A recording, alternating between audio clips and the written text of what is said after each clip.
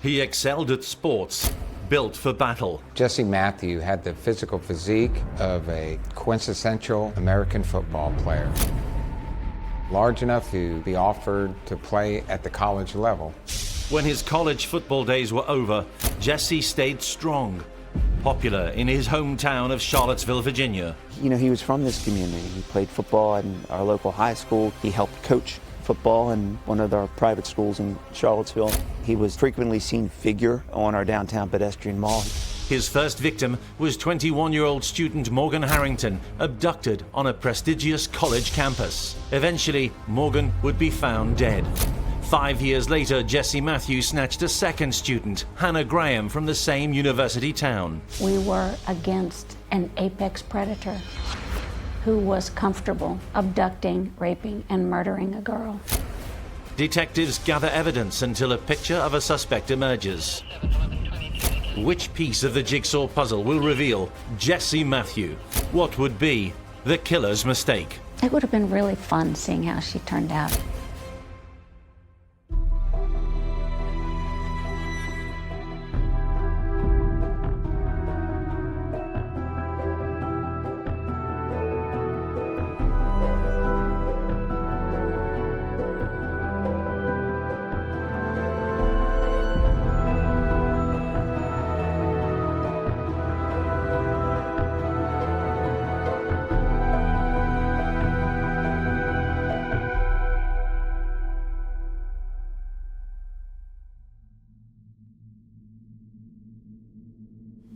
I'm Morgan Harrington's mom. Morgan's not here anymore because she was abducted and murdered in 2009. Who would think our precious little Morgan would interface with a serial murderer in a nice town like Charlottesville, Virginia, and be taken down? But that is indeed what happened. Charlottesville, a nice little college town. It was college towns that the serial murderer who had snatched Jill Harrington's daughter preferred when preying on his victims. In 2009, Morgan went to see one of her favorite bands at the John Paul Jones Arena on the campus at the University of Virginia, Metallica. Her father is Dr. Dan Harrington. She had wanted to be at that concert for about 6 months before the concert occurred. She went to go to the concert. I always have believed in leave-taking. I don't just sit on the couch and say, bye-bye. I get up and go see them out. And she got in her car and, put down her mirror, fixed her lipstick, and leaned out and said, 241, Mama. 241, a Harrington family saying. 241. I love you too much, forever, and once beyond forever. Morgan, a student at Virginia Tech, 2 hours drive from the UVA campus, set off. She arrived to meet friends before heading to the concert. When inside, she had an accident. Witnesses would later describe to her family and friends what had happened. We saw her fall on the way to the bathroom. You know, it's a concert and the lights are crazy, and she hit her head. So by the time she got to the bathroom, she was bleeding from an open gash. And she went outside in the cold, and she walked around for 45 minutes. There's a rule at the John Paul Jones. No readmittance once you've left. Morgan was spotted, unsteady on her feet, outside the arena. As she began to feel stronger, Morgan messaged her friends, saying that she'd make it back to where she was staying in the student town. So she called a cab company. When she was picked up in the cab, she's going to her destination, and she realizes that she doesn't have enough money for the fare. She almost has enough, but she just doesn't quite have the full fare. The taxi driver is believed by several detectives to have offered Morgan a free ride home in exchange for some sort of sex act. Morgan is so offended, she jumps out of the cab, wants to be so far away from this person that she literally leaves that cab running. Morgan's friends returned from the concert expecting to see her, but she was not where they'd agreed to meet, and she wasn't returning their calls. Morgan is quickly reported as missing. The next day, a search of the campus turns up a troubling discovery. And on October 18th, a lacrosse player found the ID about Morgan. On a bridge, on a walkway, something was wrong. We got the call that Morgan's purse had been found outside John Paul Jones Arena. And I came in, Dan was sitting here, and we were waiting for her. He said, oh, you know, Charlottesville police called, they found Morgan's purse. And that was like the elevator plummeted, because you knew. If her purse was gone, she would have been on the phone crying. We would have heard from her. So I said, where is she? Nobody knew in those early days that Morgan had tried to get a taxi ride home, so nobody suspected a cab driver in her disappearance, which was a mystery. She was officially designated missing. The Harringtons would have to wait 101 days for more news about Morgan. Morgan Harrington has hundreds of waves to jump at the beach in the Outer Banks. Help us bring her back. We brought in external people to search for Morgan. We had 2,000 people in Charlottesville who were searching for her. How do you speak about someone who is missing? I don't even like the word. It's not descriptive. You know, my reading glasses are missing because I'm careless with them. We were not careless with our daughter. She was stolen from us. The search in the weeks after Morgan disappeared was fruitless. Life got back to normal in Charlottesville. Nobody suspected 27-year-old Jesse Matthew, who was working as a cab driver in Charlottesville. He'd returned to his hometown after 5 years away.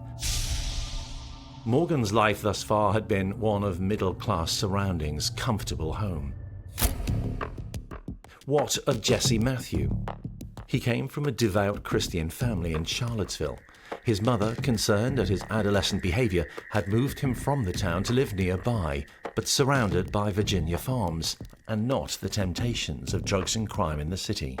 He lived in what's called the North Garden area of Charlottesville and maybe hunted on the farm.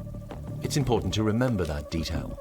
Matthew knew the farms and fields which would one day be scoured for evidence of the missing Morgan Harrington. Once out of the town, young Jesse started to progress at school. Not academic, but big and successful at sports. He went to high school in Charlottesville. He was an athlete.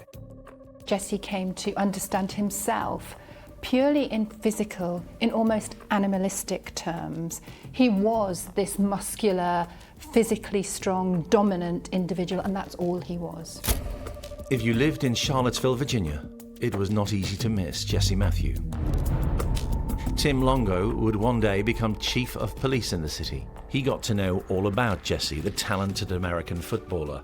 For the life that Jesse led, size really mattered, and his strength would become a focus of the later investigation. Jesse was a massive figure. He was a large man, and I suspect in those days when he was engaged actively in athletics, I would suspect he was a very intimidating figure on the field, if you will.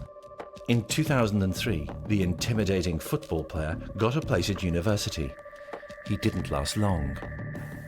He then went to Liberty University on a football scholarship. There was an accused rape there that no one prosecuted. Inquiries are made about his relationship with this young lady.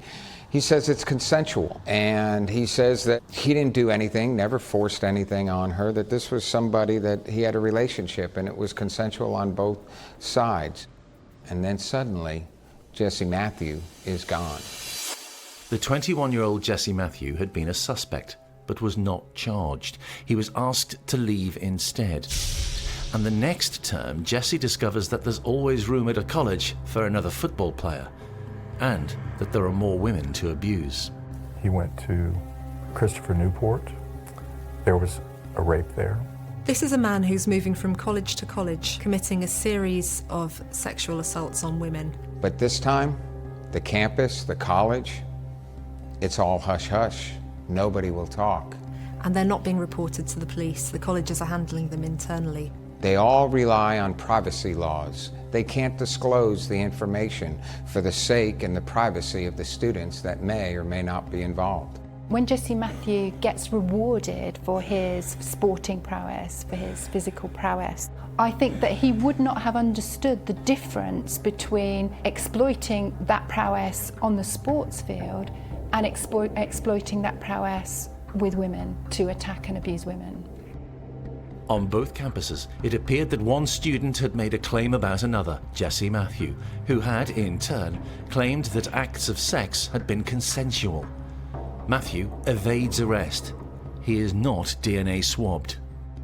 It's no longer a university problem. They're able to perhaps tell that the victim, the student, that the problem has been removed, and nothing gets done.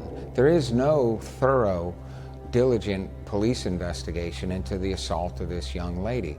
There's something about the pattern of offending, the persistence of it, and the intensity of it, which suggests to me that this activity is all-consuming for Jesse Matthew. It is who he is, it's who he becomes, it's what his life is about, the pursuit of this quest to satisfy his violent and sexual urges. That is all he is.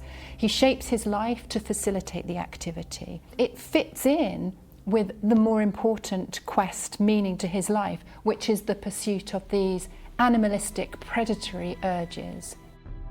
Jesse Matthew was a danger to women, but was not on the police records for rape, so he was still to yield his DNA to the US national database called CODIS. DNA is the detective's friend. With it, crimes can be more easily linked to an offender. Without it, rapists like Jesse Matthew can go undetected. He was yet to make the mistake of being arrested for a crime which required a DNA swab, so he was free to attack again.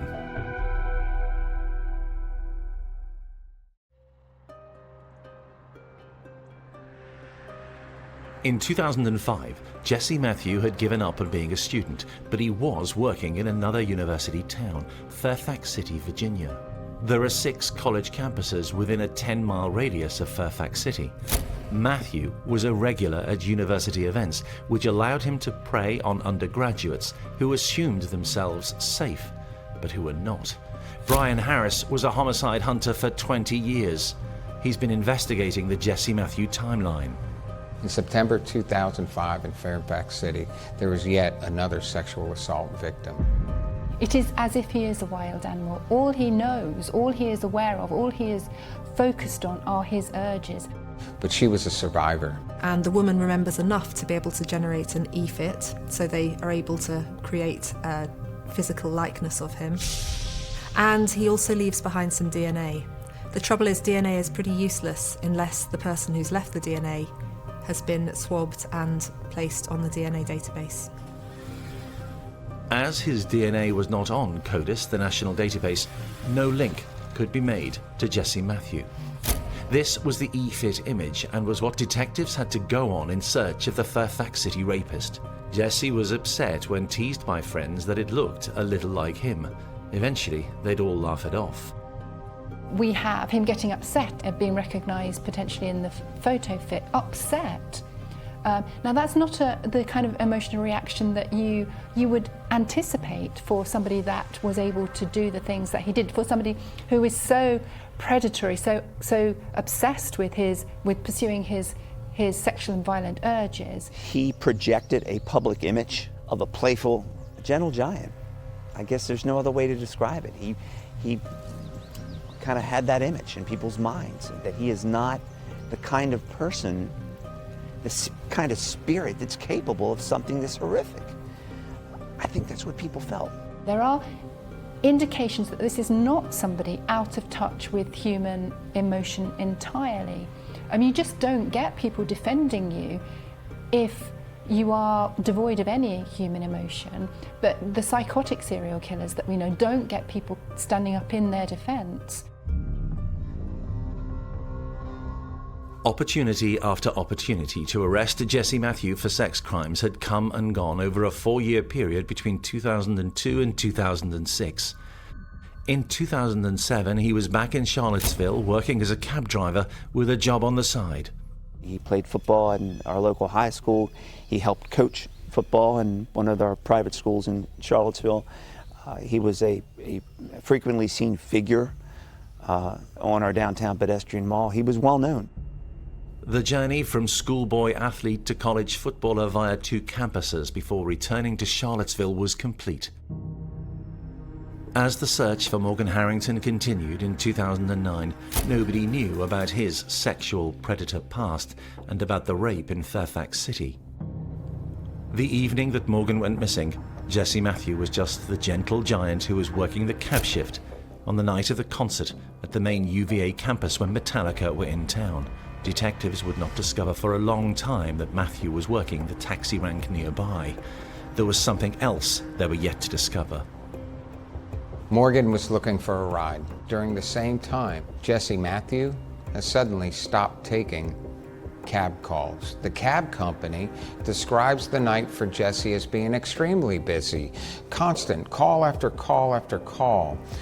But around 9:30, Jesse stopped answering. They couldn't get a hold of him. This is the exact same time that Morgan went missing.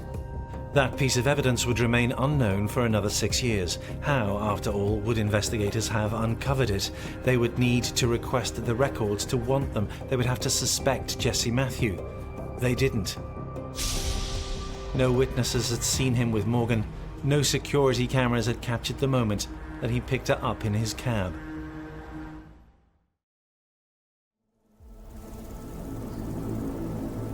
Three months after being reported missing, a farmer living not far from where Jesse's mum had moved the Matthew family years before broke the deadlock in the search for Morgan Harrington. Morgan was missing for 101 days before her body was discovered. It's hard to believe this, but having someone find the body is a blessing, because otherwise they are just forever lost. And so knowing that Morgan was murdered was far less concerning to me than not finding her body. The body was actually a collection of bones. Clothing was also found. That was how police were confident it was Morgan Harrington. What did show up was her t-shirt, which was a Pantera t-shirt that was very unique, that had blood on it. And out of that blood, a DNA match, a DNA profile was developed, and that DNA match matched other cases in years past, other sexual assaults that had happened.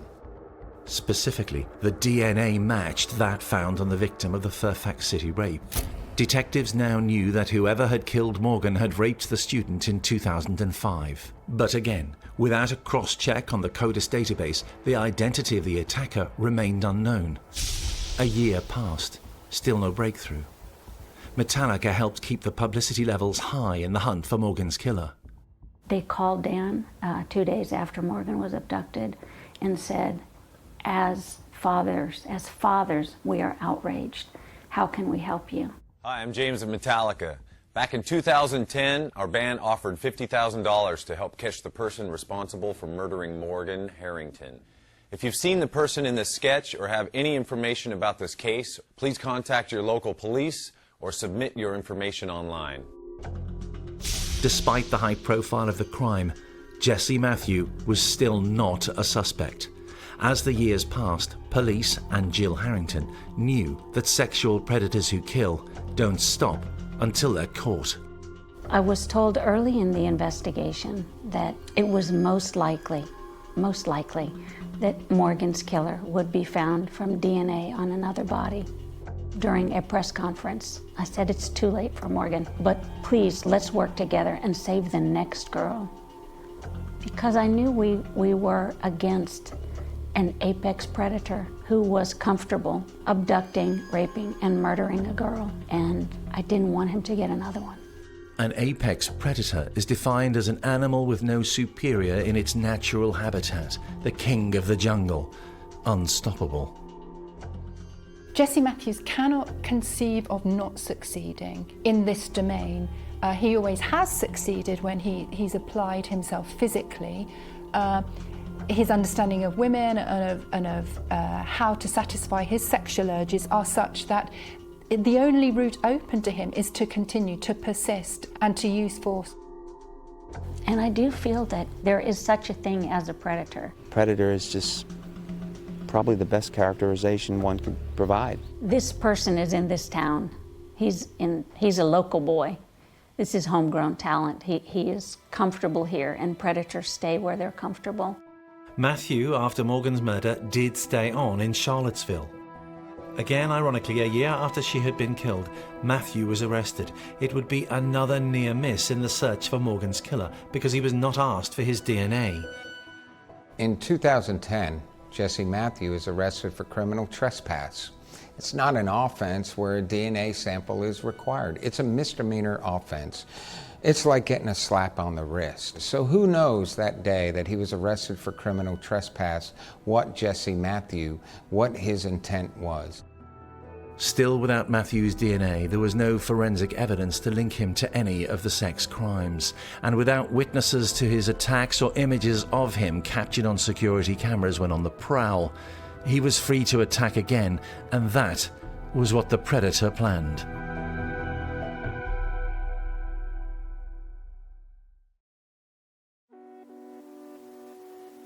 Early one morning in 2014, Charlottesville Chief of Police Tim Longo received a call. I was in Texas teaching a class to a group of police officers, and I got up one morning and there was an email from a mother from Northern Virginia. And I'll paraphrase the email. It basically said, "Chief Longo, help find my daughter's friend." I didn't know what she was talking about. I had just gotten to Texas. I wasn't aware of what had occurred over the weekend, so I quickly called home to find out that a 19-year-old University of Virginia student had come missing over the weekend. By the end of the day, I had made a decision I needed to come home and meet two people that I would come to know, and John and Susan Graham. The Graham family was British, working and studying in the United States, and their daughter Hannah was the young student who had gone missing.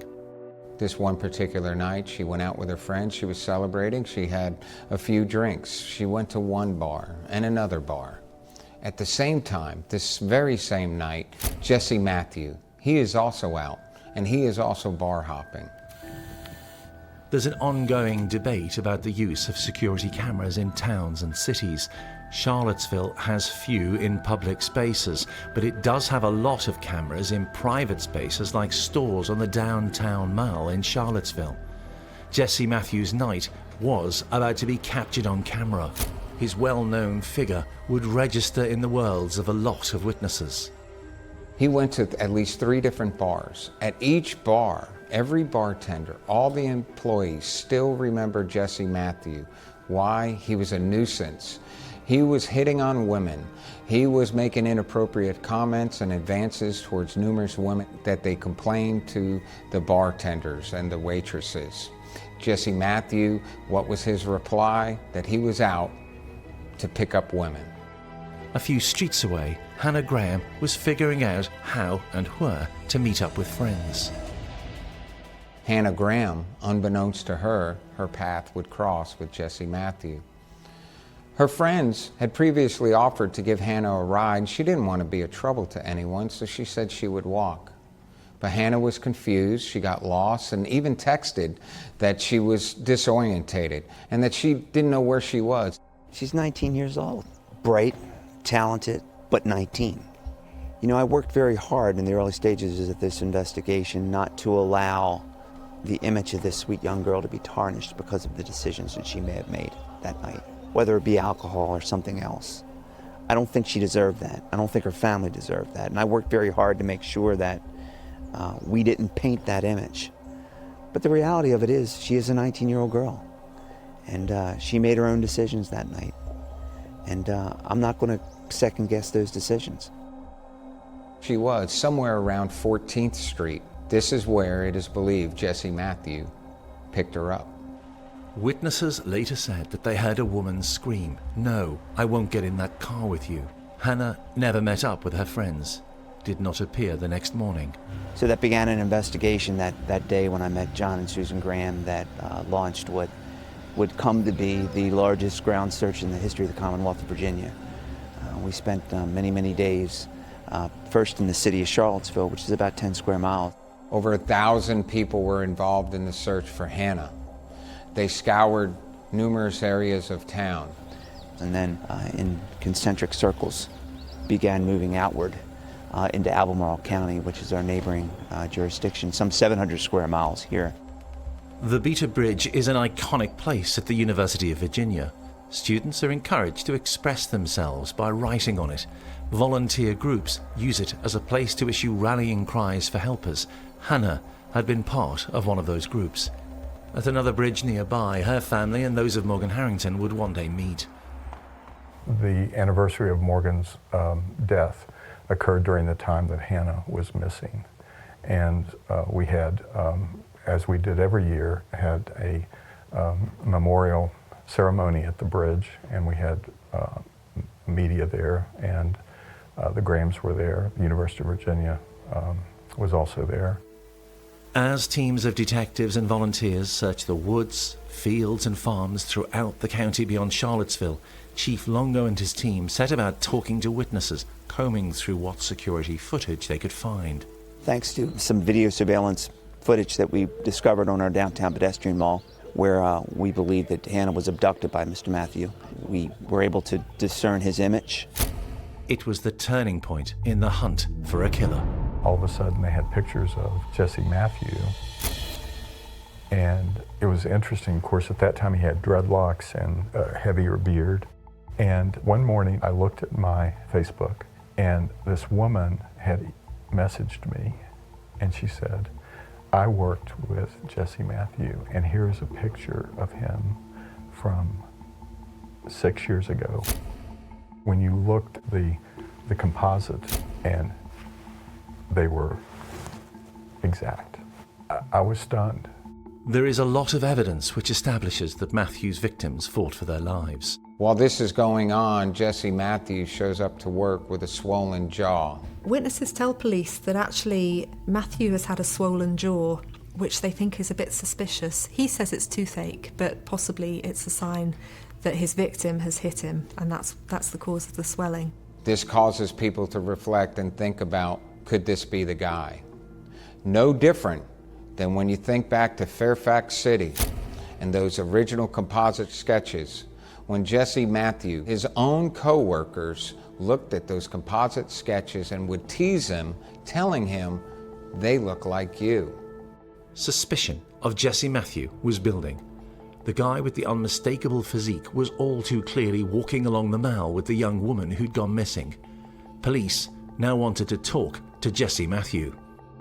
The way we were able to develop sufficient probable cause to obtain an arrest warrant for him for abduction. Once the warrant is obtained, when they go inside the apartment, They also check his car. 2 vital DNA finds are made, including Hannah's on the passenger side of Matthew's vehicle, proof that she'd been with him, and then a second DNA find. And they recover a pair of shorts, which they later find traces of his DNA and Hannah's as well, which is extremely incriminating. That swab they did on his car door, they also find Hannah's DNA, which places her in his car. He doesn't even try to hide the shorts that have Hannah's DNA on it. Something that many killers would do, would be very aware of doing, but so primitive, so predatory is Jesse Matthew that he's not even aware of, he's not considering detection. He's simply focused, like an animal, on the pursuit of his immediate urges. The shorts and other materials are dispatched for analysis. they have a lot of incriminating evidence, but it needs to be processed. It has to go to a lab. But it takes over a week for those results to come back. In the meantime, the detectives have spoken to Jesse Matthew. He has not given his DNA. He has denied any kind of involvement. We were not in a position to detain him at that time, so he was free to leave, and in fact, he did leave. Matthew decides to get out of town quick. And then he disappears. Just like he disappeared from his 2 football teams. He's gone and he's in the wind. He, in fact, left the Commonwealth of Virginia. He made his way to Texas. Had Jesse Matthew, the killer, made his biggest mistake? The ever-increasing use of surveillance cameras had put him in the frame for abducting Hannah Graham. What had he done with her? The seriousness of the allegations against him would mean officers could now obtain his DNA. Would that finally reveal his crimes? Whilst detectives awaited the return of forensic tests, he was on the run in Galveston, Texas.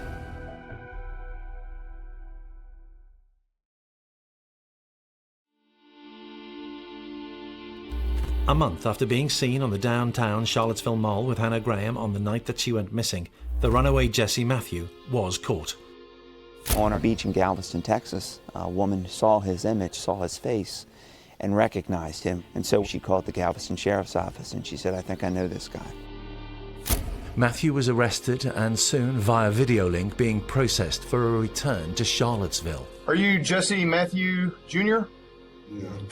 Mr. Matthew, my name is Judge Henry. You have 2 charges this morning. You have got a fugitive from justice warrant out of Virginia for abduction of a person with intent to defile.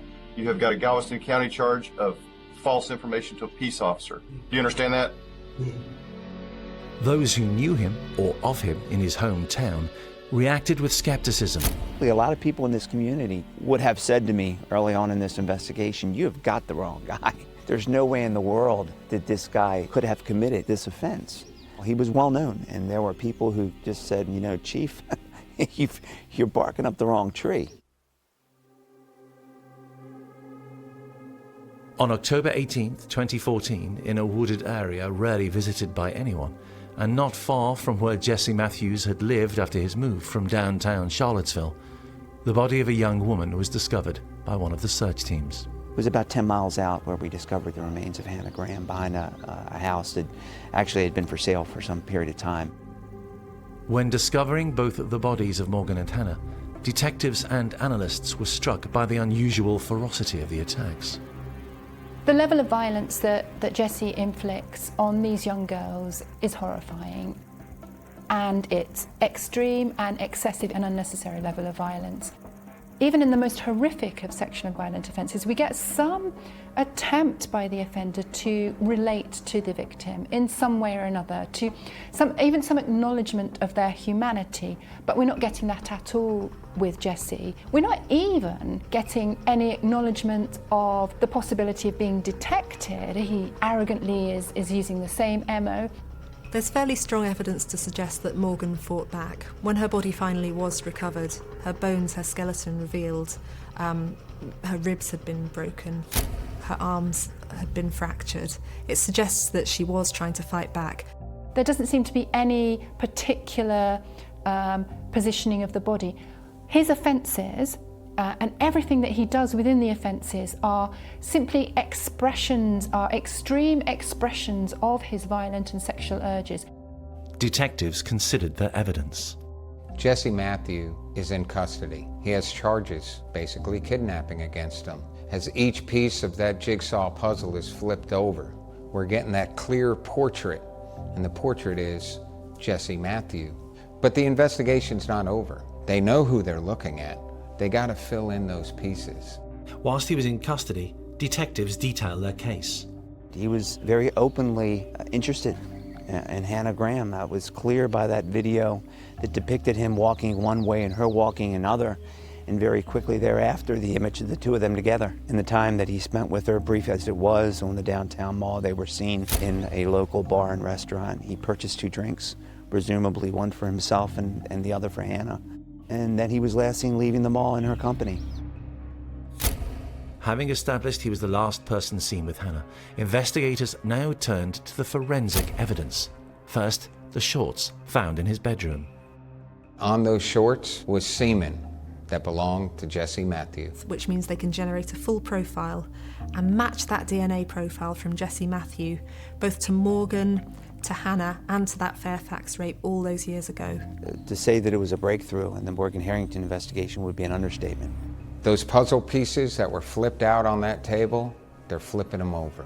And certainly that forensic evidence not only connected Jesse Matthew to Hannah Graham's death, but to the death of Morgan Harrington and to the violent sexual assault of a woman in Fairfax City many years before. They know that Matthew's DNA was on the shirt worn by Morgan Harrington. And when they did eventually recover her shirts, they found some DNA on there, some blood, which possibly came from her assailant, and maybe it came from a scratch or from a bite or something. It suggests that she was fighting for her life. Many years had passed since Morgan's disappearance and the discovery of her remains. And frankly, it was a mystery in our community and perhaps across this country as to who was responsible for the death of Morgan Harrington. And to be able to bring that case to closure was a milestone. Would the killer's mistake of being captured on camera lead to his conviction? Virginia is one of 47 states in America which allows defendants to offer a so-called Alford plea. Matthew chose this route when facing charges in Fairfax City. He did not plead guilty, but would not contest the charges of rape against him. I think the evidence against Jesse Matthew, had this case went to trial, was overwhelming. I gotta think that one of the reasons why he took the Alford plea that he did in Fairfax City was there came a point in that trial, I suspect, that he realized that the government's evidence against him was more than sufficient for a fact finder to return a verdict of guilty. Next came his appearance in court for the murder of Hannah Graham, seen on camera with Jesse Matthew. They're flipping over each piece and they're getting a clearer picture. And who do they see? That jigsaw puzzle with all those pieces being flipped over is a portrait of Jesse Matthew. The Hannah Graham case was just so clear that they had pictures of him with her, and so immediately it was a death penalty case.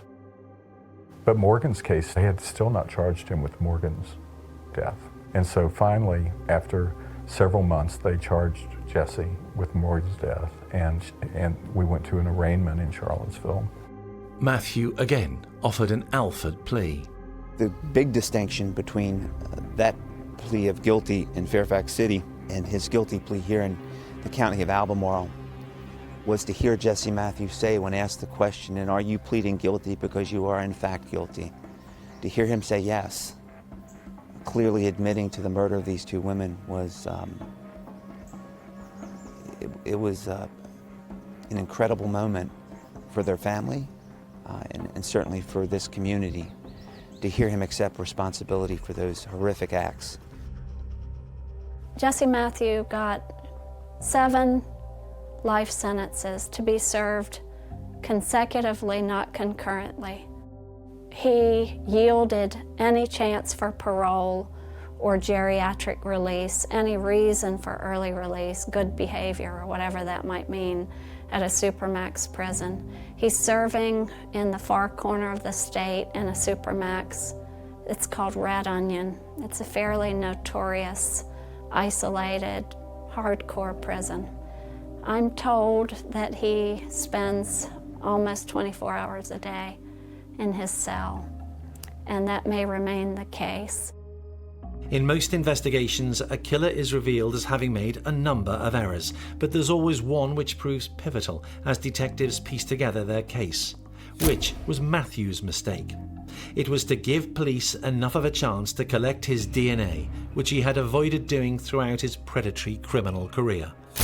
He had escaped being charged after a campus sex attack in 2002 because there had not been enough evidence, and again in 2003. And you know, in those early cases where he was sexually assaulting women, they weren't reported to the police, and so they weren't really investigated. And maybe that's why he thought, I can just do this. No one's reporting me. I can move on. I can offend again. He got greedy. But as his offences escalated and became more serious, so did the resources towards tracking him down. And he was leaving DNA each time. All it then took was for him to slip up, become a person of interest, for the police to take some of his DNA. He essentially got away with attacking women. The endless advances that we know he made alongside these essentially endorsed, they reinforced the pattern of offending. This is somebody who already had an overinflated sense of self-importance, a sense of invincibility, and there he is, getting away time after time with these attacks on women. It was a dangerous precedent. But he was not invincible. He made mistakes. All of the near misses from justice came home to roost because Matthew forgot the role played by cameras in modern towns and cities. CCTV cameras capture her movements pretty much minute by minute. they also capture Jesse Matthews and place him with her. It just made sense that video surveillance technology would be one of many ways in which to provide a safe environment for those who would come and enjoy downtown Charlottesville. And we had been making that plea to the local governing body for some years. And frankly, there was a lot of resistance, not just by the governing body, but there were some citizens that were resistant against the placement of video cameras, even in a public square. I think it became clear to many people in the aftermath of this terrible series of events how important such equipment could be. In no other case, the retrospective investigation of a criminal offense. It was very, very critical piece in this investigation. And it was one that almost certainly saved lives. If Jesse Matthews hadn't been caught, he would have continued offending and the rate of offending would have increased. This is somebody who, this was his life, and every time he got away with it, it just reinforced his commitment and his belief in the rightness of what he was doing. Jesse Matthews is a predator. I think predators are different stuff, but predators have to pass in the environment where the prey is, because that's what they do, is they hunt prey.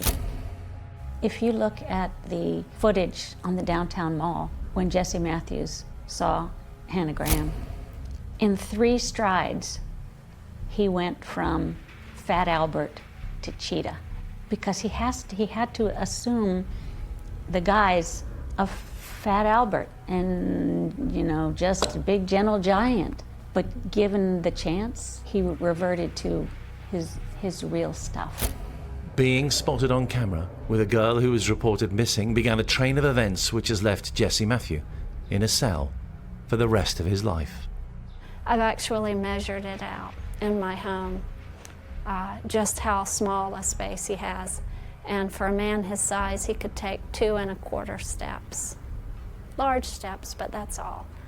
I think the walls are concrete. It must be miserable. I say it's no different than if there was a rampaging bear in our neighborhood. People are not safe with the bear in the neighborhood. People are not safe with Jesse Matthews free and loose in the world. And he will never be that again.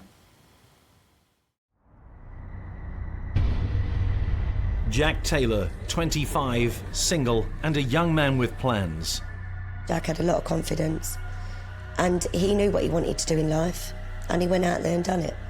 After midnight, Jack left this club and decided to do something he may never have done before. Make a date with a man. Within 36 hours of this meeting, in the early hours of the morning, Jack Taylor was found dead. We knew something had happened to Jack, and we just didn't know where to start. Jack had been murdered by Stephen Port. Are you telling us the truth, Stephen? I'm telling you the truth, yes. He was lying. He'd already killed 4 times. People started turning up dead. It's just a sexual predator in every which way. Unfortunately, it resulted in the deaths of 4 men. How to catch and convict the predator serial killer. As detectives piece together the evidence, they form a picture of a suspect. Which part of the puzzle will reveal Stephen Port? What would be the killer's mistake? Stephen Port, I don't really like saying his name, to be completely honest with you. He's ruined our lives. He's ruined our family. He's took our Jack away.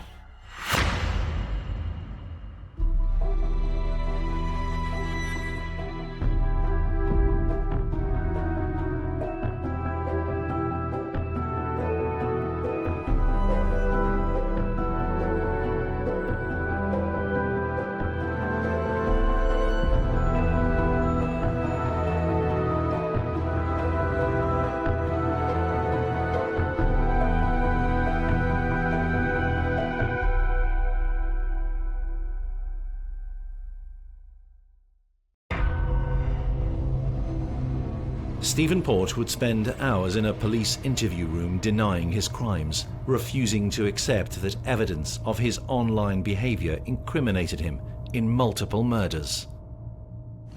No, just me looking for general porn. It had taken 18 months before Port was arrested in connection with the death of 4 men. Were you involved in administering any drugs or poisons or noxious substances to him? No, I don't know Mr. drugs to anyone or give drugs to anyone. At first, detectives refused to accept that there had even been murders. But the sisters of Port's fourth victim, Jack Taylor, would not accept that their brother had died of an overdose, as the investigators had said. How could he have? Jack did not do drugs.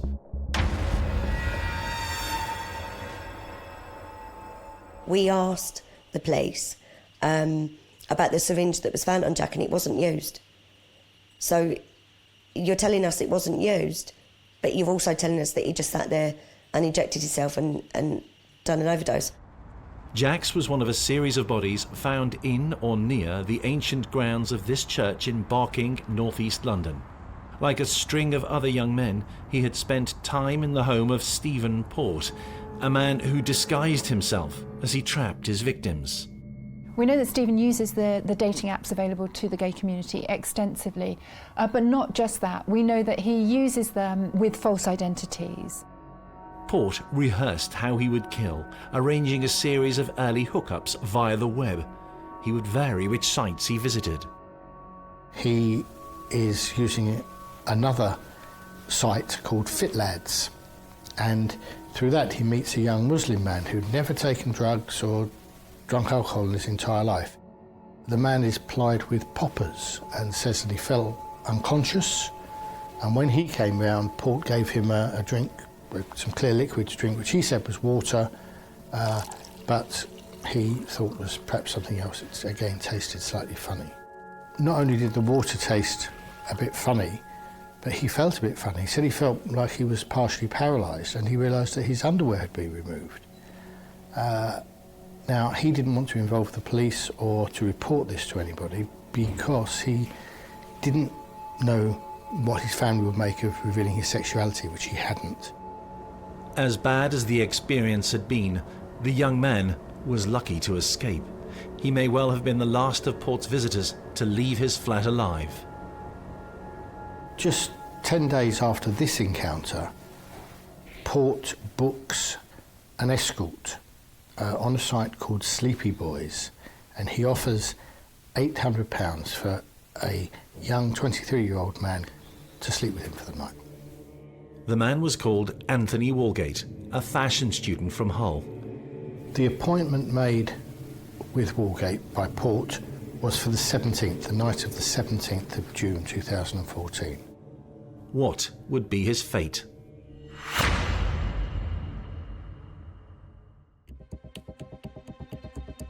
Port described his version of events to Cody Lackey, an ex-con himself who befriended Port. In handwritten letters from his cell whilst awaiting trial, Stephen Port graphically told his pen pal of the role played by chem-sex drugs at his flat in Barking. He took this guy back to his house. He was preparing drinks and stuff like that. He said that this person, the first victim, was administering his own dosage of the drug. And then he had a funny turn, as Stephen Port described it. Port had met this guy for sex earlier that evening, had spiked him or convinced him to take a fatal dose of GHB, had sex with him, he'd become unconscious and died. 2 days later, on the 19th, Walgate is dead. Anthony Walgate's body is found propped up in a sitting position against the wall of the communal entrance of a block of flats in Barking. It's the block of flats where Stephen Port lives. He dumped him outside his house and then phoned the police when he clearly wasn't responding. Emergency ambulance, what's the address of the emergency? Port, in his call to the emergency services, claimed to have simply come across the tragic scene. Cook Street, there was a young boy who got his caps outside. I don't know. Stephen Port tells the police that he's found him there, that he's found this young man and he thinks he must have collapsed through drugs or through some other medical calamity. Obviously shows the guilt of the man, because anyone with any modicum of humanity and stuff would have looked after that person and stayed with them. But the fact that he ran away was an admission of guilt in my eyes. But not in the eyes of the police. Initially, Anthony Wargate's death was not considered a murder. It was a chemsex-induced overdose, called in by a man who'd simply stumbled on the victim. But a week after making the 999 call, Port was arrested for lying. What's the explanation for this young man suddenly being found dead outside this block of flats? They do a few inquiries around it, and those inquiries will include looking at Anthony Wargate's phone billing history and trying to find out what was he doing there, why was he embarking at all. They realised through the Sleepy Boys website that he was in fact an escort, but not only that, he'd been booked for that night on the 17th of June by Stephen Port to come to those flats. Stephen Port, the very man who's phoned them up and alerted them and said, I've just found this young man outside my block of flats apparently collapsed. The belief that the death of a young man was a byproduct of consensual sex dictated an inquiry which was not searching for evidence of a killer's mistake. How the police viewed the possibilities of Anthony Wargate's death would have dictated in which way they investigated it and to what depth some of the investigation went. If they were looking at it as an unexplained death, but not necessarily a homicide or a sex crime, then some of the sampling and some of the scientific work that would have been done around Anthony's body would be different to that in a full-blown murder investigation. So it's possible that that is where evidence that could have tied Stephen Port to Anthony Wargate might have been missed. Indeed, inside Port's flat, there was a mass of evidence which might have incriminated him. That should have been looked into more, especially when they knew that he'd lied and lied and lied. That would have been enough to look into it, and had they had done that, and had they had looked at his computer and everything else that we now know that they had everything, it wouldn't just be Jack's life that was saved. We know he had searches on there for drug rape and drug porn, things like that. What was on his phone? How many other contacts might they have found? If they went through his account on Sleepy Boys and Grindr and Fit Lads and these other sites he was using. Something else would have been uncovered. Port's video stash revealed much about his murder methods, his modus operandi. We know that Stephen watched a lot of pornographic material where other men were being drugged and raped and abused while drugged. None of that was uncovered by police after the death of Anthony Wargate. It's hard to be too harsh on people who are doing their best, but you do have to ask the question as to why nobody thought that Stephen Port merited further and wider investigation at that point. An internal police investigation would later ask the same question, but for now, Port remained unsuspected of murder, able and willing to kill again. Stephen Port's second victim was a young gay man called Gabriel Cavari. Gabriel Cavari was just 22 years old and he'd moved to London from Slovakia, and he started a sort of relationship with Port. He lived with him in the flat in Barking for a short period, and during that period Cavari was texting his friends and saying, Stephen Port is not a nice guy. Nice or not, Port was in a consensual relationship with the recently arrived Gabriel, a sexual one too. On August 28th, 70 days after the death of Anthony Wargate, Gabriel Cavari was discovered dead. His body left in exactly the same position as Anthony's in St. Margaret's Church graveyard, just a stone's throw from Port's flat. He's got sunglasses on and his upper clothing has been pulled up to expose his midriff. The sunglasses were kept by police, but not tested for DNA. Port had successfully gambled on Gabriel's death being written off as another overdose. He was growing in confidence. You know, it's a secluded area, but actually it's very close to the centre of Barking. You know, just brazen, really, that he would, you know, obviously the first person he left outside his house, the second person he took here not a long distance and just sort of left him. You know, this is somebody who doesn't think he's going to get caught, or isn't thinking about it, or doesn't care.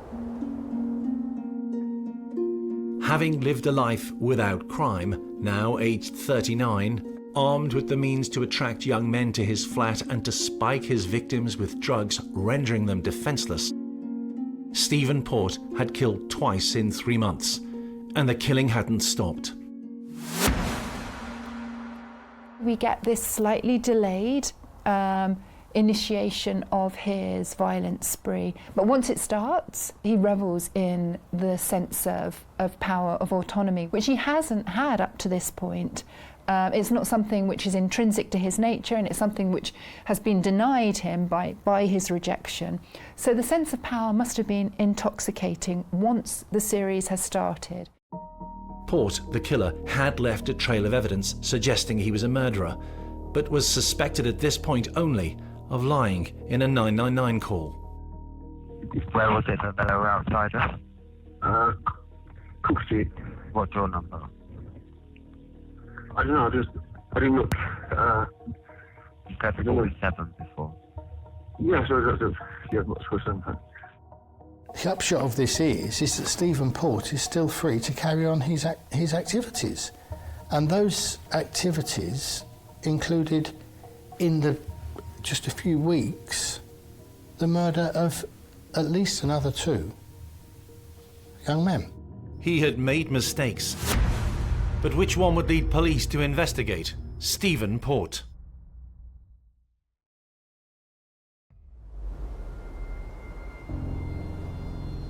By August 2014, the bodies of Anthony Walgate and Gabriel Cavari had been found, apparently dead from a drugs overdose, in or near this secluded graveyard. What was going on? So what you've got now is you've got 2 young gay men found inexplicably dead with their clothing pulled up within 500 yards of each other in the same part of London, and within a few weeks of each other. And living just yards away from where the bodies are found, Stephen Port. Local journalist Ramsey Al-Wakil would one day investigate Stephen Port's behaviour as emergency services had arrived at the scenes. So he must have seen the body, being found, and kind of, he left the guy in public, so clearly he's not that concerned about somebody coming across it. He's almost just sort of going, oh well, on to the next one. So did you have any involvement in the death of the male that we just spoke about a short while ago, Gabriel Cavari or Gabriel Klein? No, I did not. It was odd for us, certainly, for there to be 2 deaths in a short period of time. They were both men in their 20s or 30s. We asked the police, as I think you would, if there was anything to be worried about, basically, if the public were, at risk. The police said no. But on September 18th, 2014, just 31 days after the body of Gabriel Cavari had been found propped up against this wall, a 3rd young man, Daniel Whitworth, was found dead. 2 deaths in sort of East London, it does happen, so I think we weren't sort of panicked at that point. When it really started looking odd for us was when the 3rd man died, was found in the same churchyard. Did you go with Daniel to meet people? No, I knew he was doing the same as I was, but I'd seen him at that party and there was a brief conversation with him about it, but I've never actually engaged with him outside of the place. Daniel Whitworth's body is found in the identical location to Gabriel Cavari. Same churchyard, same wall, sitting up against the wall, clothing pulled up. Identical to the other bodies. He was young, gay, and a user of dating sites. The similarities were remarkable, but a piece of evidence would emerge that would prove crucial later on. So the difference being with Daniel Whitworth, he had a suicide note, or at least a note was found on his body in his left hand in the churchyard. In the letter, Daniel confessed to being involved with the death of Gabriel Cavari, the second man found dead in the vicinity. And in this note, he said that the reason he committed suicide was that he felt guilty about Gabriel, who had died while they were having sex, and he felt was on his conscience, that he had placed in the churchyard, and because he felt so bad about it, essentially, he was committing suicide in the same place, in the same way. And then just almost as a PS, he said, please don't blame the guy that I was with last night. It was nothing to do with him, it's all on me. The letter was actually written by Stephen Port. If the police had suspected foul play as the cause of the 3 deaths, Port might have been a suspect. Detectives could have compared his handwriting with that on the note and seen that they were the same. But they did not. Instead, it was assumed to be a genuine suicide note. From the police perspective, while it ought to have mattered, while they ought easily to have been able to prove that this was a false trail, it was wonderful news, because they not only had an explanation for Daniel Whitworth's death, but his explanation for his own death was dealing with the murder of Gabriel Cavari. And at a stroke, there were 2 dead bodies that were effectively explained away. Port had got away with murder using a schoolboy trick. The suicide note is remarkable in its naivety and its childlike qualities. But it worked. No DNA tests were carried out on the note. Nobody really looked behind this note to try and see if it was genuine or not. And Daniel Whitworth's case went to a coroner for an inquest, and the coroner was quite particular in asking the police officers what they had done to try to establish the provenance of this suicide note. And I think it was slightly embarrassing, really, because they said, well, we haven't really done anything. It was just a note that we found on him, and we've taken it at face value. Until further forensic and detective work was carried out on the letter, catching Stephen Port would not be possible, and it would be over a year before the letter was uncovered as a forgery. The prevailing theory seemed to be that Daniel Whitworth was the latest man found at a gay meeting site, the churchyard, who had overdosed on relaxant drugs like GHB. His was not the latest in a series of murders, because there had not been a series of murders in the estimation of the police at that stage. The press were told this was all a weird coincidence. And I sort of thought, well, it's not that satisfying, but at least we've got an answer, which is, carry on as you were, no need to avoid the graveyard. There's no serial killer on the loose, but it turns out there was a serial killer on the loose. In March 2015, Port stood trial for the offence that he'd been accused of a year earlier, perverting the course of justice. He had claimed not to know victim number 1, Anthony Walgate, but detectives had later discovered that Anthony and Port had spent the night together before Walgate apparently overdosed from drug use. So Port had lied. He was sentenced to 8 months in prison. He spent 3 months inside, during which time bodies stopped turning up at St. Margaret's Churchyard or the roads nearby.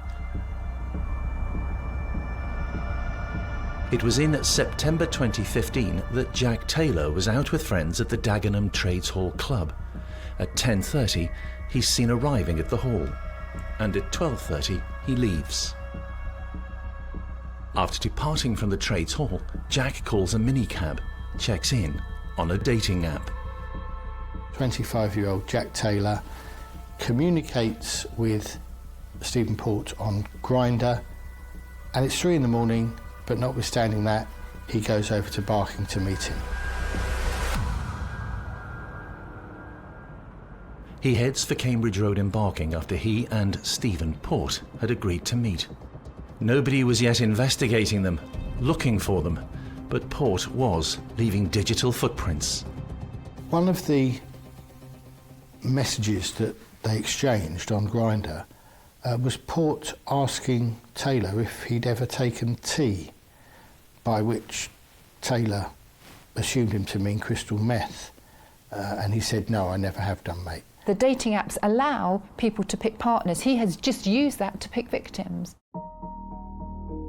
Shortly after 3, Port is recorded on security cameras near Cambridge Road in Barking Town Centre. Port collects him at the railway station, meets him there, and they go back to Port's flat. Port travels back to Cambridge Road and again is captured on camera, this time with Jack Taylor. Jack could not possibly have known how much danger he was in. Within 36 hours of this meeting, in the early hours of the morning, Jack Taylor was found dead.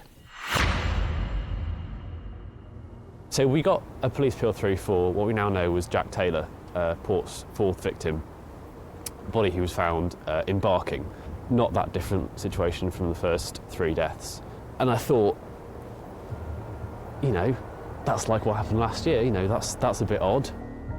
Still unsuspected of being a killer, Stephen Port has claimed victim number 4. Will he be stopped before another young man is drugged and killed? What would it take to uncover the killer's mistake?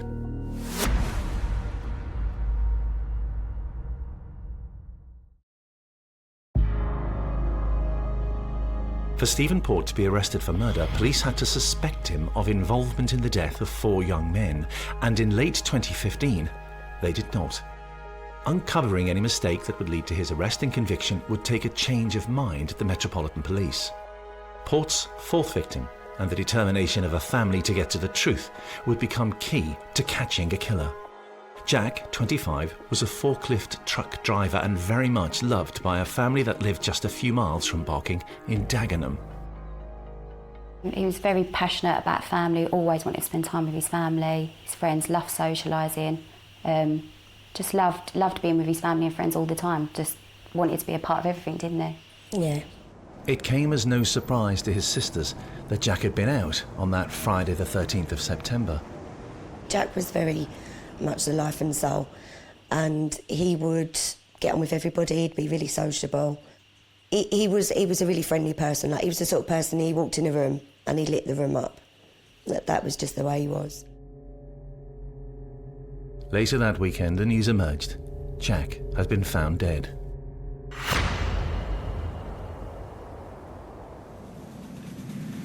Might help if I show you a picture. We'll call this CRT 2. This is Jack Taylor. Do you recognise that, mate? Taylor's body was found on the other side of the church wall at St Margaret's. He was propped up against the wall, sitting position, had his upper clothing pulled up to reveal his belly. Exactly the same as the other deaths in the area. In his pocket was found a syringe and a small glass medicine bottle. This was reported to local police as a suspicious or unexplained death. Police attended, and the conclusion they came to was that this death was probably self-inflicted by misuse of some sort of substances. Not something the Taylor family were prepared to accept. From what we were told, that there was something not right, we knew that because Jack didn't take drugs. The Taylors became crucial to the eventual investigation into Stephen Port. There was a range of reasons why the sisters were sceptical about what they'd been told as they investigated what evidence they knew of. We asked the police about the syringe that was found on Jack, and it wasn't used. So you're telling us it wasn't used, but you're also telling us that he just sat there and injected himself and done an overdose. Another reason for their scepticism, the location where Jack was found. And the fact that he was where he was when we were taken to the area, that's not somewhere Jack would ever be. It just didn't add up. Their own internet research revealed how Jack was the 4th young man to have been found in the vicinity of the churchyard. So we was trying to find out, like, if there was anything else that had happened around that area, anything similar. So as we started to go back, obviously that's when we came across the other boys.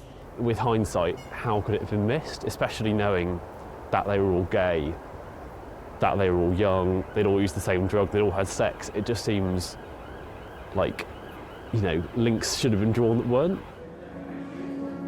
Stephen Port was going about his daily life throughout this time. He worked as a cook in a cafe in East London, and he was still dating via gay sites and apps. The Taylor sisters were yet to suspect him, but they were getting near to the truth.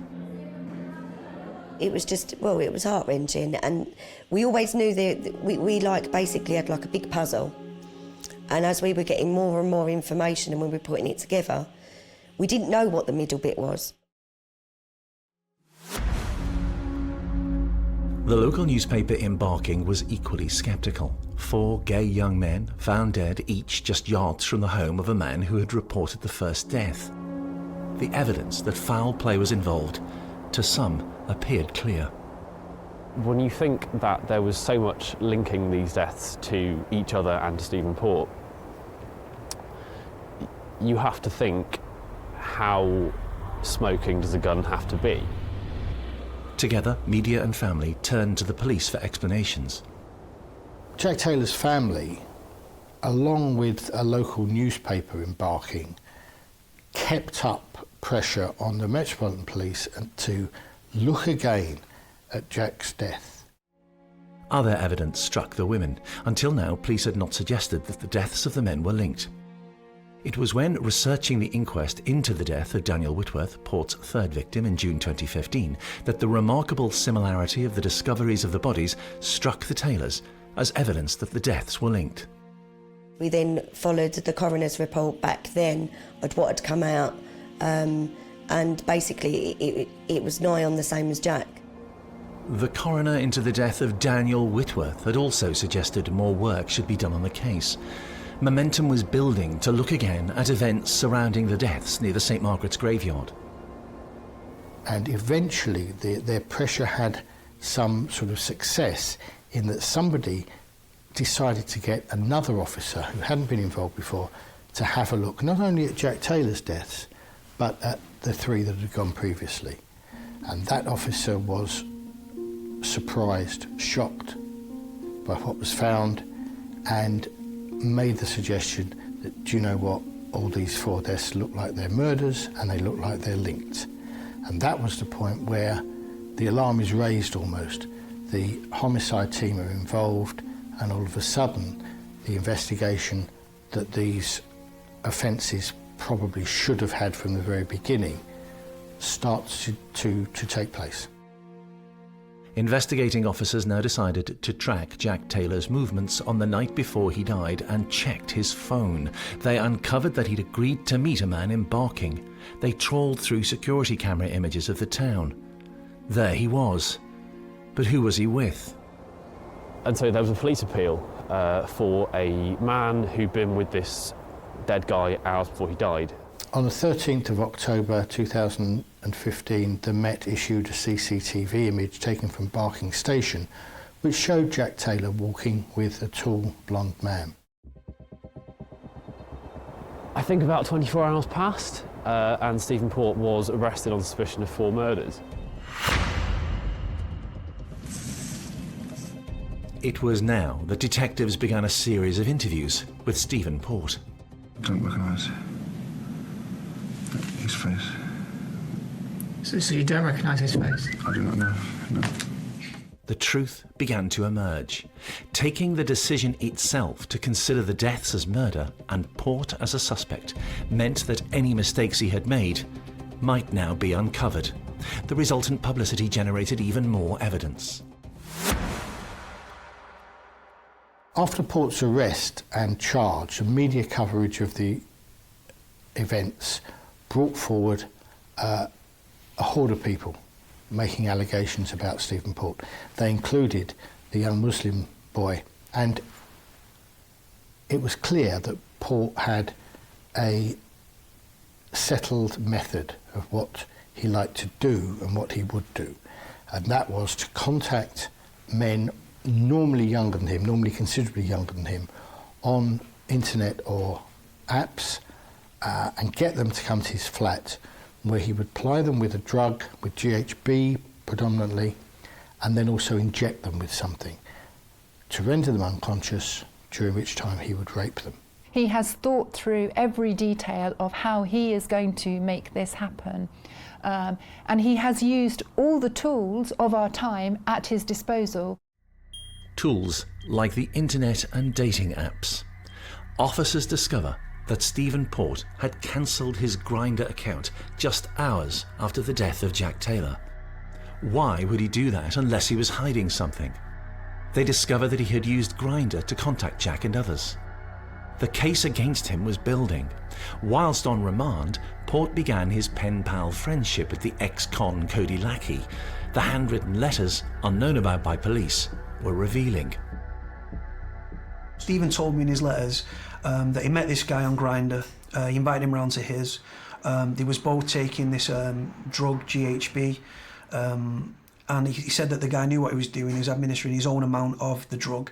Then apparently took a funny turn. Stephen took him outside. I think he rang the emergency services. Emergency ambulance. What's the address of the emergency? Cook Street. There was a young boy who got his caps outside. I don't know. Said that he found this body outside, but then he put the phone down when he was questioned by the operator from the emergency services. The telephone number you're calling from. Hello? They then rang him back. Stephen put the phone down again, and then when the ambulance and police turned up, he scarpered inside. Port was revealing his version of events about Anthony Walgate. That's not all he gave away in the letters. He was candid about the effects of muscle relaxant drugs, and he seemed to know an awful lot. He said you can't intentionally kill someone with GHB and stuff because the taste, they'd be able to taste it and stuff because it had quite a sour, like distinctive taste and stuff. But I think he was trying to convince himself more than he was trying to convince me and stuff. The odd written relationship continued whilst Port was behind bars. In one letter, Port says that all of the men had died because they did not know the dangers of GHB. He even offered to give lectures about the subject when he was released. He said Port was not a killer. He was sticking to a line of defence that even some police officers had believed as the bodies turned up, that gay men were dying because of drugs overdoses, not because of murder. He said he wanted to become an anti-drug advocate and stuff. He wanted to speak out at schools, colleges, universities, and in the media and stuff. He wanted to get himself a media profile, speaking out against drugs and stuff and the dangers of drugs and highlighting recreational drugs, if you will. Through his pen pal, Port later perfected his defence. The young man had been inexperienced in how much drugs they should take. They'd overdosed and died. Port had not been responsible for their deaths, which had followed consensual sex. This was not going to be a straightforward case for detectives to gain a guilty verdict. Might help if I show you a picture. We'll call this CRT 2. This is Jack Taylor. Do you recognise that, mate? It was during the inquest into one of Port's victims, Daniel Whitworth, that the first breakthrough occurred. The coroner felt that the Daniel Whitworth suicide note lacked authenticity and should be subject to more forensic analysis. One section did not ring true. Don't blame the man I was with last night. They told us repeatedly that they had checked it, DNA checked it, sampled it, everything had been done, and that there was no reason for us to look into that. We was also told that all the deaths were not connected, which obviously is not true, because the suicide letter stated that Daniel had supposedly killed Gabrielle. So it was connected. We was told there was no connection. The coroner thought the same. She returned an open verdict. An open verdict means the death was suspicious, but there was no clear cause. Would the relevance of the suicide note expose what really had happened around and in St. Margaret's churchyard? Were Stephen Port's mistakes about to be uncovered?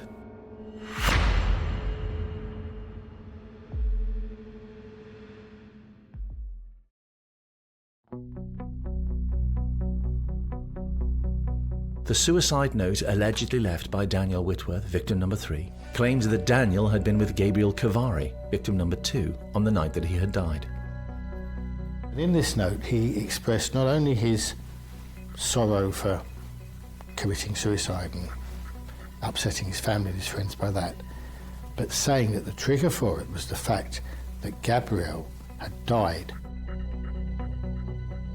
The note also urged people not to blame the man who Daniel had been with the night before. Who was that man? Stephen Port. The apparent suicide note. This was finally submitted to a handwriting expert. And the handwriting expert looked at other things written by Stephen Port, looked at other things written by Daniel Whitworth, and concluded that that suicide note was not written by Daniel Whitworth. The handwriting matched exactly that of Stephen Port. And more evidence would emerge when other tests were carried out on the note. And an expert made a statement to say that conclusively the paper that was used for the suicide note for Daniel Whitworth was the same as the paper on which Stephen Port had written his other letters. And crucially and clinchingly, Stephen Port's DNA was found on Daniel Whitworth's suicide note. The sunglasses found by the body of another victim were tested for DNA. Sure enough, Port's was on them. Still, he protested his innocence. I mean, Stephen, did you write this letter, dear CRT 11? No, I didn't. Photos of it is found with Daniel.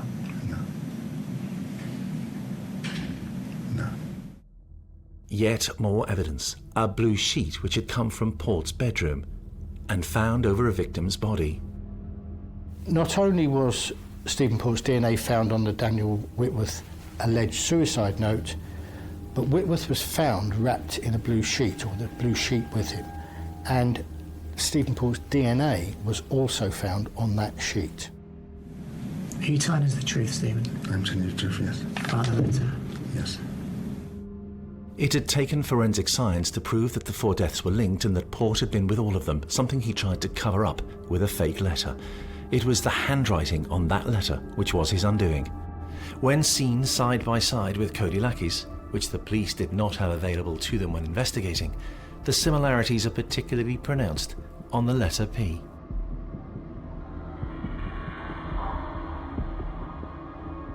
I mean, the fact is, yes, it's in theory, this was a wonderful plan. And if it had been properly executed and properly, he'd taken account of DNA and of handwriting comparisons and all the things that can be done with handwritten notes, if that was all dealt with, this was genius. This was the stroke of a master criminal.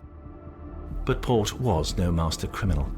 His other mistakes were exposed one by one. Stephen Port's mobile phone was examined during the investigation, and it was found to contain no fewer than 83 separate video clips of pornographic material, many of which involved a man apparently having sex with another man who was unconscious. It was quite clear that this was something that represented Port's main sexual interest. The evidence of his internet habits had revealed the full extent to Port's modus operandi. He would lure the men, often in an online disguise, to his flat, having met them via an app, and then spike their drinks with drugs.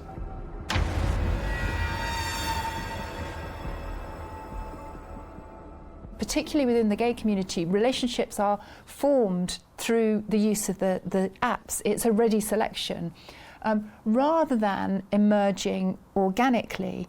And really, if you think about it, what Stephen Port has done in selecting his victims is simply an extension of this. He's chosen his victims in the way that in the 21st century, people choose their partners, their relationships. And then there was the discovery of CCTV linking Port with his 4th victim, Jack Taylor, which first exposed the serial killer to investigation.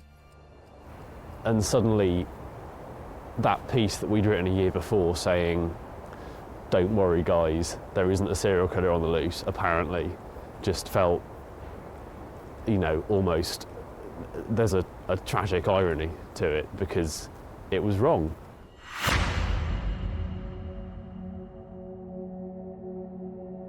In November 2016, Port was found guilty of the murder of 4 men. Writing this letter was the killer's mistake, which led to his conviction and a sentence which means he will join the small group of serial killers to have received a whole life sentence. Stephen Port will never be released. It's just a sexual predator in every which way, and unfortunately it resulted in the deaths of 4 men.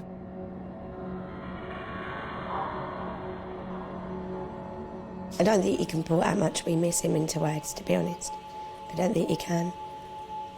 Any of us. It's just, our worlds have just been squashed.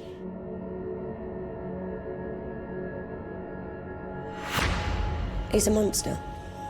That's all he is a monster. He had no value for life, and he didn't care what he did to boys and what he would do to people's families by what he's done. And being in prison is just too good for him, to be honest, because he's took people's lives and he's destroyed our families for the rest of our lives.